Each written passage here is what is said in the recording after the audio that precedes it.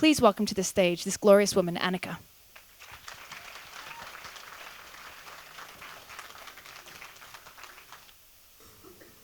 We all have something in common.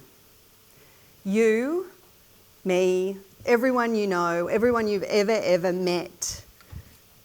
And that is that time is really precious. If I die when I'm 82 and a half, which interestingly is the average age of an Australian woman when they die, I actually have 15,491 days left. And every minute that I spend here with you and every minute that you spend here with me, that time is ticking and we're losing it second by second by second. I know you're thinking she's motivational. But it should be, because if the only thing that we all have in common, whether you're in the privileged country of Australia or some of the less privileged countries around the world, is time, then really the only choice we have is how we use that time. I know that I'm an old dog. In fact, I'm well above the average age of most of you in the room. And I can tell you that the thing that I've learned is that the currency of life is time, not money.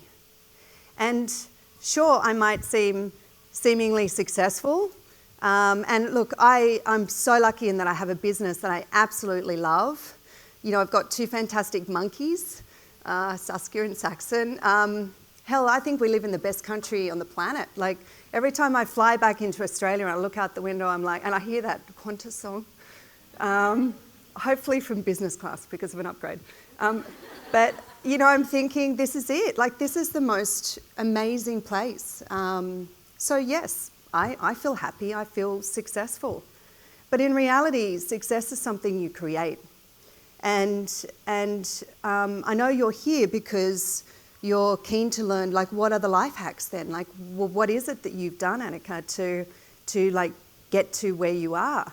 And I can tell you that anybody that knows me can tell you that I have two life hacks. One is I am absolutely relentless with my time. I manage my diary in like 15-minute slots. And I'm very clear on my purpose. So I know what I'm planning to do that day. Hell, I know what I'm planning to do that year. Hell, I can craft a journey to the rest of my life. And I'm so intentional with that because I tell you what, the world is so full of time thieves. Just people that rob you from your time every day. Oops, let me just go back a sec. All right. So I wanted to share with you one of the great lessons that I've learned from my father. Now, I'm almost 6 foot tall. So my father was 6'4". He's this massive man, he's Dutch. My name is Anneke Van Den Broek. So I am my father's daughter with that name, right? He's massive. And he was quite terrifying. Like, the kids in the neighbourhood used to call him Schwarzenegger. And he even made the idea of giving them a cookie seem terrifying. You know, do you want a cookie? It's like, ah! And so if you can picture this is suburban New South Wales. This is where I grew up. And my mother still lives there today. Downtown Killarney Heights, we have a swimming pool in the backyard. And it's one of those scorching hot days. So hot that you can't even like sit on the pavers, you know, at the edge of the swimming pool. So you have to like splash water to make sure that, you know, you can actually sit down on the side of the pool. And that day my dad decided that it was my day to swim. Now that was kind of ridiculous because I'd never actually swum anywhere aside from like kind of the bit around the bottom of the stairs and kind of back again and you know. But that day he decided it was my time to swim. So he quite roughly pulled over my head like this dinky dipper, which was like this inflatable, it wasn't inflatable, it was like a foam vest that sort of went around here. And he said to me, Anne, today you will swim to the end of the pool and you will swim back again. And he said, but wait, before you go, you would tell yourself 3 times that you can do anything you want to if you try.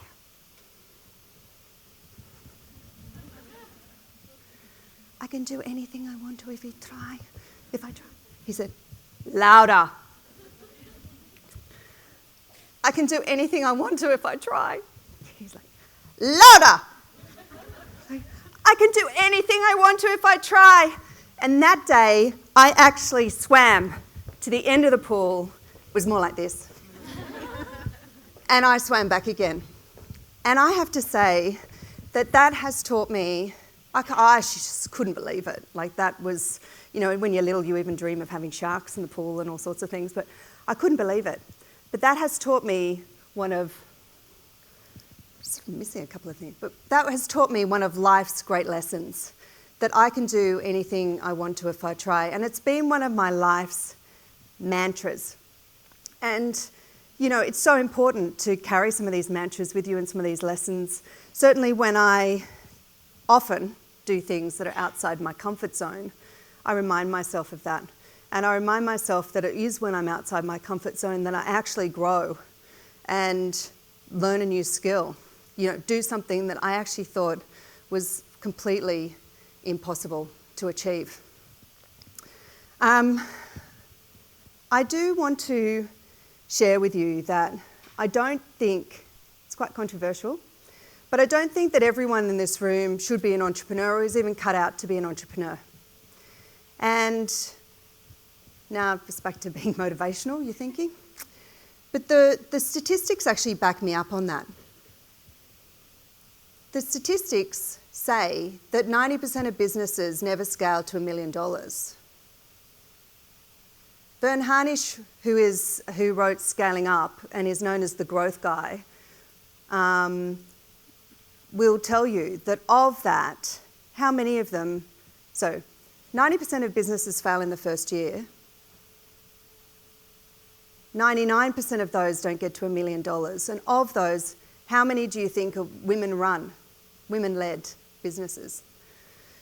Go on, give it to me. What do you think? 1%. Marginally higher. Almost. 4% of businesses. 4% of businesses. So, I suppose that's why I'm here. Because I am so impressed by all of you. Getting up on your Saturday, coming here to learn from those that have done it before you, what their hacks are, what their tips are. I'd love to see more women leaning in, and I'd love to see that statistic changing over time. And one of the things when I started my business, because let's face it, everything always seems impossible until it's done. So, but for me, I had the idea of owning my business since I was a little girl. Since I saw a lot of women in a magazine in their 80s shoulder pad outfits that looked seemingly important to me at the time. And I thought, I want to be like that. And I thought to myself, I don't want to lie on my deathbed, have that movie play before my eyes and not have this part of my journey. And yes, what if I fail? What if I failed? But what if I actually succeeded? I think we're capable of so much more than we often give ourselves credit for. I know you're probably thinking, well, my father didn't tell me that I could do anything if I wanted, if I tried. So, you're lucky, Anneke, because you've got, this sort of mantra that's sort of driven you forward. But I can tell you that I grew up in a household with very many mixed messages. So it was a very traditional household. And my mother actually never worked. She raised the family. In fact, just to give you an example of this, when I later decided to go back and do my MBA, my parents campaigned for about 3 weeks to tell me that I wasn't smart enough and all I really needed to do was get married and have a family. That was their sole sum of kind of what I was actually capable of. So I actually started my career in fashion design, and which I loved. And once I finished that, I stepped out and worked at Colours and Patty. That was a good lesson in resilience. Then I went to work for David Jones. That was a great job. I used to run all the fashion shows all around the country. We had 365 shows a year. And after that, I went and worked at Blackmores. I started there as a marketing manager. I got promoted to director of marketing for Blackmores. I was in that role for about 3 years. And after that, I went to work for Bonds. And I ran the Bonds women's underwear division, which is an $80 million division. And I love underwear, so this is all playing to me. And in all those cases of work, every single job, I just had sort of, it was almost like I couldn't take a step wrong. You know, I'd sort of gotten to a job, and I'd been promoted to the next job, and got to the next job. But it wasn't just by sheer luck. I was the person in that business that always went the extra mile. People would say, you need to do X, Y, and Z, and I would create another element that would magnify it or make it better. I always went the extra mile. And with the mantra that, you know, you can do anything you want to if you try, you think that, you know, then the next step is not always the case. Because my next step was as the general manager of Sportscraft, where I was a square peg in a round hole, and within about 6 months, I was made redundant. And if you've ever been made redundant, you'll know it's like someone stabbed you in the guts. And really hurts your ego, right? And it takes you a while to kind of figure out what you're going to do with yourself. Like, although I reminded myself that at this age, I mean, I'm probably 34 at the time, I'm thinking to myself, I really do want to have a family, and I really want to start running my own business. But fortunately, my girlfriend was made redundant at the same time. Her name's Jinska. And the two of us actually sort of decided that you do what always you do when you have those moments of pause. We decided to go and have we decided to go to Bali. And there we were at Club Med Bali. It's beautiful there. You know, you can see the beach and all the, you know, we were ordering drinks. You know, it was just kind of fabulous. And you know, bring me another Mai Tai, got your envelope.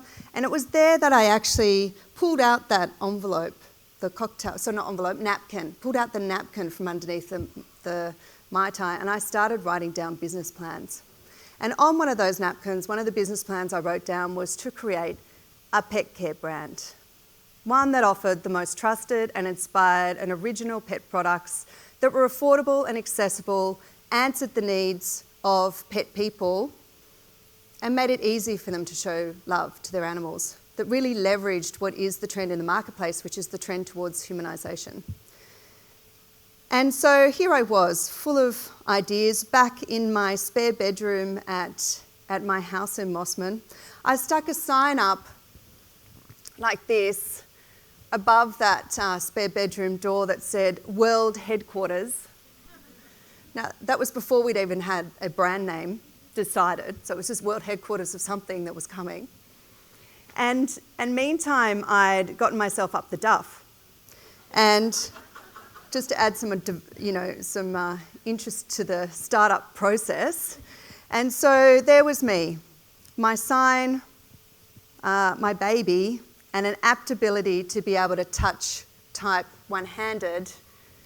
I got going. That's where Rufus and Coco, oh, I'm so sorry, here we go. That's where Rufus and Coco was born. My son saw this photo the other day. He goes, I think you look better now, Mummy. I was like, I'm taking that. So what I want to do is I want to save you some time, right? That precious currency. I want to give you some old dog tips for how you actually find your purpose and how you go about seizing the day. And tip number 1 starts with passion, right? What is it that you're passionate about? For me, I've always loved animals. And you can see me down here. This is me at the age of 3 at the cat show with Ron, who took out Best in Show that year I was at. But he was actually one of 50 pets that I've owned. I've actually owned dogs and cats, just to name the common ones. I've had rabbits, about 8 rabbits. I've had lizards. I've had turtles. I've had a Boris that should have been called Doris, and a Doris that should have been called Boris. I figured out after they were no longer around. I even had a chicken that turned into a rooster. And one of my first entrepreneurial endeavours, in fact, was breeding mice. At the age of 6, I went to the local pet store and they had all these really plain mice, and I thought my mice were so much cuter than their mice. My mice had little, like white patches on their foreheads and white patches on their bellies, and I thought it would be cute to breed mice and sell them to the local pet store. And, that was until I figured out that actually male mice actually eat the babies. So my first lot of inventory was actually affected. And it was a really good lesson in biology. And back to that moment where I had all these cocktail napkins because I'd had way too many Mai Tais. And I actually had a series of business ideas, and you might be in this position yourself where you're sitting on many ideas and you're kind of like, I don't know which one to do. And I remember my girlfriend Jinska turned around to me because I was talking with her at lunch and everything about what I was doing. She's like, well, which one are you going to do? Like, which one? And, the only one, when you put down all those napkins, that I cared enough about was actually the idea for Rufus and Coco. And I'm so glad for that, because it is such a rocky road, running your own business, that you really need to care about what you're doing. It really does matter what your passion is and what your business is and how it actually talks and links to who you are. Who here owns a pet? Put your hand up. Awesome. Keep your hand up if that pet means the world to you. I don't think we lost any hands, did we? Unless someone peed on the carpet last night or something. All right. Thank you. That's it. Like, the statistics show that 91% of people say that their pet is their best friend. And I genuinely believe, got lots of nodding over here, I love that. That's like nodding. And I genuinely believe that too. I think that right now in Australia, pets save the healthcare costs of this nation $4.2 billion because they've proven the psychological and the physical benefits of owning pets. And I love it. Even at airports now, they're testing out the theory where they have animals walking around so that those animals actually reduce the anxiety of the travellers. I mean, pets are actually great for people. And that's why time now matters to me. And that's where, when I talk about my relentless focus on time and purpose, it is about improving humanity one pet at a time. That's what I do now. So, I've been advocating I think it's a social injustice, given how good pets are for people, that 55% of Australians are prohibited from owning one because of the laws that prevent people in rented and tenanted accommodation from having them. Now, I know that's changing in Melbourne, but that's not the case around the rest of Australia, and it's just ridiculous, and it needs to change. I think it's silly that we can't take our best friends on the bus with us or, to the beach. There are all these laws. Every single time I turn around, there's another council with another law. I can tell you that people do a lot more damage to our environment than a dog does. Like, it's ridiculous. And I think it's outrageous that 100,000 well animals each year are euthanized because they're unable to be rehomed. 100,000 animals are killed each year from rescue facilities. So through the sale of our toys, our I Give a Wag toys, we actually raise money for the Australian Pet Welfare Foundation, and we give 5% back because they're really working hard to try and solve this issue. So if you feel inclined to also support the Australian Pet Welfare Foundation, would be most grateful for that. All right, so you might kind of go, well, that's easy for you, Anneke, because you know your purpose. But what about me? I'm not sure. I'm not sure actually what my purpose is. So I just wanted to give you some things to think about to help you find your purpose. So look at your Instagram feed. I think that shows you what you're interested in, Certainly mine does. You look at mine, it's like animals, yoga, skiing, it's like all the things that you could sum me up with. What is it that your friends would say about you? What is it that your friends would say that they think you care about, that they think you're really good at? What is it that you've done early in your life that you're still doing today? For me, you look at that story with pets, I've always loved pets.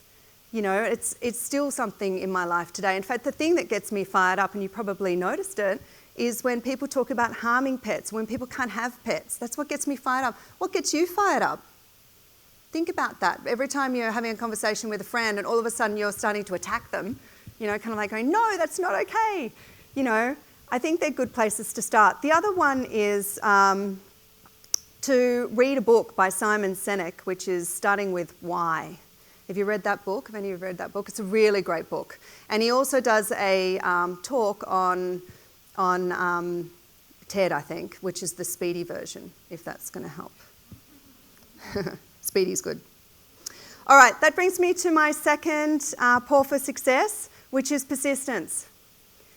And my girlfriend says that running your own business is like having champagne and razor blade moments in one day, sometimes multiple times, and it's true, right? It's true. One moment you're like, yes, I'm so smart, and the next minute, like, you are so stupid. Like, why did you ever do that? And, you know, I always wanted to have a brand that was like Bonds, that straddled the market, that went into supermarket, but also sat in specialty. And when I took my business concept to people I'd really admired and said, you know, what do you think of this idea? And hoping, you know, wide-eyed going, they're going to love it, you know. I tell you, there was not one person that I took the business idea to that actually thought it was a good idea. So that might happen to you. At the end of the day, you still have a choice within yourself to kind of go, well, I'm going to do it or not do it. And that's because it does seem, people can't see it like you can. Fortunately, I kept going. I actually had tried for 3 years to get into Woolworths before I was successful getting into Woolworths. The first time I approached them, they actually told me that I had to go away and get they told me the products were too expensive, would never live in Woolworths, and that I needed to get a vendor number if I was to even be considered on some remote possibility. You know, I actually found the minutes from that meeting the other day, and because, and so I went away and I found myself a distributor to actually distribute the products that actually had a vendor number. Then we went back again. Then they said, well, it's great that you've got a vendor number, but now your range is too narrow. Now you need to design. I went away and I designed a whole broader range, and I went back and presented again. And I'll never forget, it was like New Year's Eve 2010, and my then husband said to me, Anneke, if you don't crack it this year, you're going to have to go back and get a job. Let's face it. And, well, that got me going. Actually, it wasn't long after that I went to Interzoo, which is this massive fair, and it's like honestly like 4 football fields. And there I was in Germany for the first time at this global event with all of my stock in my bag because I didn't have time to send it. And I'll never forget my bag had its wheel broken. I'll never forget like dragging my bag like this across these football fields to set up my stand. I borrowed the hand drill off the guy that was working in the area who looked at me saying, can blondes use hand drills, you know? And I worked until about 8 o'clock that night, erecting that stand by hand until it looked amazing. I decided to go home, treat myself to a couple of vinos, and rocked up the next day, ready to do it all again, right? Only to find out that half of the stock had been stolen from my stand overnight. Yeah, that's how I felt. And in fact, I felt like falling to my knees and bawling my eyes out. Yeah, really. And it's in those moments when you kind of go, you've got a choice. And actually, I'd hired a translator to work with me. And because unfortunately, I can only speak English, and this is a global event, you need to speak all different languages. And I just thought, you know, you've got a choice here. You either give up or you get your game face on. I can't tell you how many points of business where I've had to find my game face, you know, really. So I found my game face, and it was at the show that I met the then buyer of the time. Her name was Jennifer Rogers. And I said to her it was a surprise, I didn't know she was going to be there. And I said to her, why is it, Jen, that, you know, we can sell to Hong Kong and all these things, and we're doing this, and we haven't been even able to, you know, get it into Woolworths yet. And she said to me, Anneke, come with me, come and see me when you get back. So this is May 2010, come see me when you get back, and we'll have a chat about it. So I did. I went and saw her when I got back. And in October of 2010, we went into Woolworths with 23 lines in 900 stores, which was awesome. And I just remember the moment. I'd been eagerly waiting for the stock to hit the store, you know. And I'd had my kids at swimming lessons. I mean, by this stage, I'd had a second one because I needed some more adversity, you know, running a business. So there I was with like Saxon up here, and I had Saskia down here, and I sort of like ran into the Woolworths store. And I remember like looking at the shelf, bawling my eyes out, like tears just streaming down my face, with my daughter looking up at me going, "Why are you so sad, Mummy?" Like just not kind of understanding the joy in that moment and how long it had taken me to actually get to that point.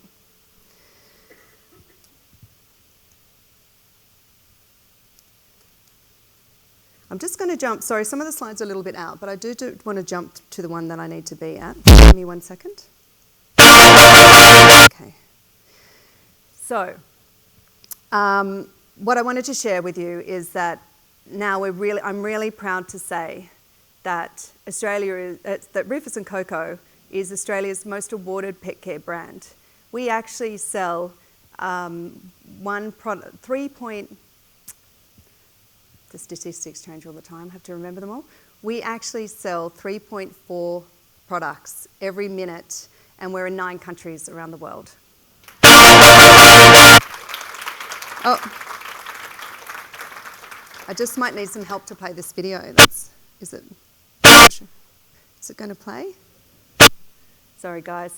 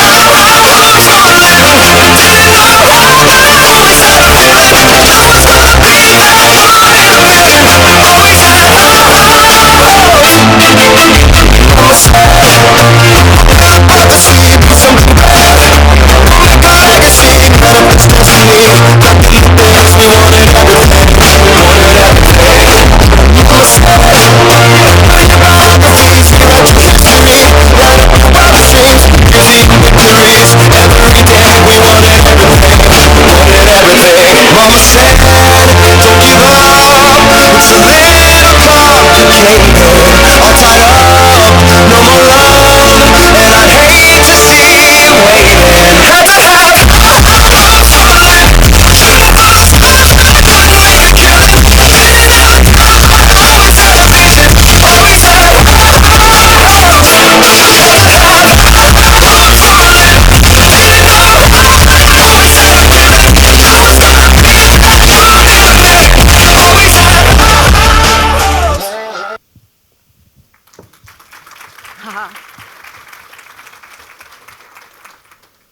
Oh, just going back to where I was. Give me 1 second. All right. Thank you. Thanks. Be so proud when I see my daughter there with me. All right. So third paw. This is what we're up to. We've got 4 paws. We're 2 to go. We're up to the third paw. Third paw is product. It could be service, if your business is service. But this is how we're making money, right? Through our product. And I suppose the point I wanted to make about product is to think really carefully about what it is who it is you're selling to, what are their needs, and how is it that you're creating product that is actually different to what anyone else sells in the marketplace, and how is it delivering on their proposition, and how are you relentlessly focusing on that and the branding of it? Because I tell you, the world is so cluttered. Like, there's stuff everywhere. It is too hard to sell something that is a smidge different to the thing that was sold before. You need to find something that has many, many points of difference. We really, really focus on the branding at Rufus & Coco. So everything from the way it appears on the shelf,